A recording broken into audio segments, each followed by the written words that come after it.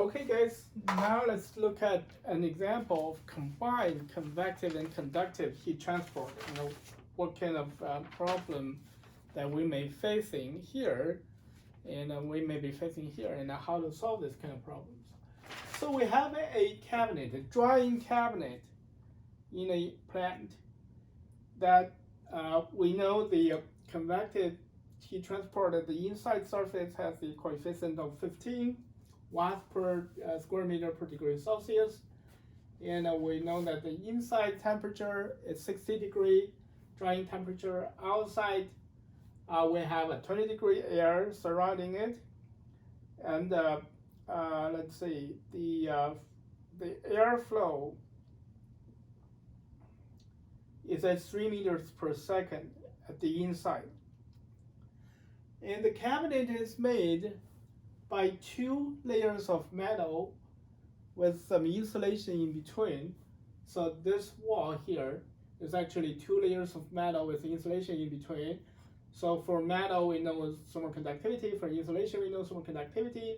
We know the thickness of the metal, thickness of the insulation. So we can calculate a total thermal resistance for the wall, which we did here. That's total thermal resistance for the wall. Total thermal resistance for the wall, taking into account both the insulation and the metal sheet. And we wanted to calculate,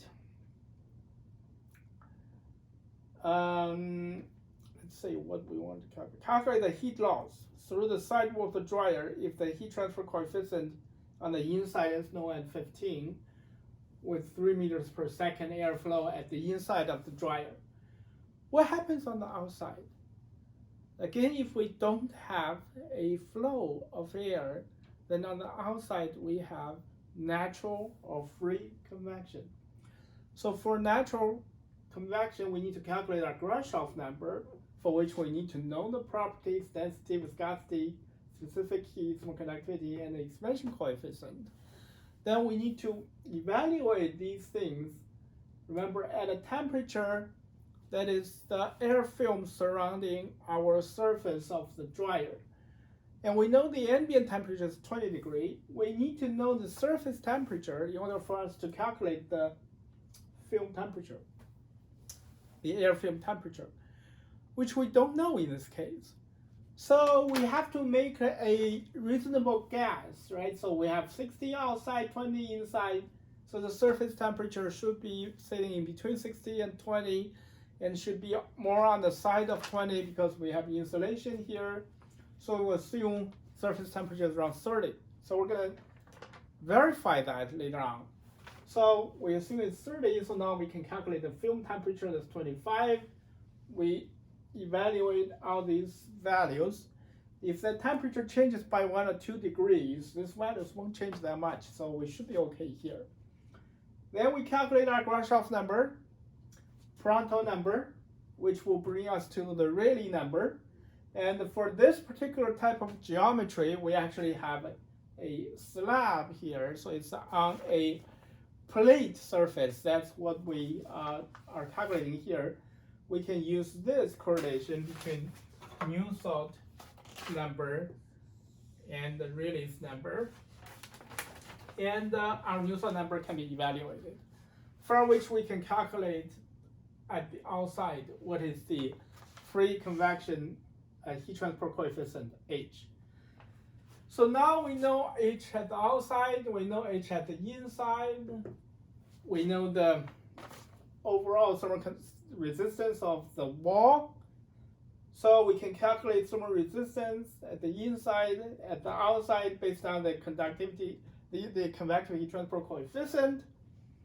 And then this, when heat goes from inside out, it penetrates through all these layers, the convective heat transport layer first, and then the wall, and then the outside convective heat transport layer. So we have these series in connection. We can calculate a total thermal resistance. And from which now we can calculate what is the part of temperature drop happened going from the inside of the dryer to the outside of the cabinet wall.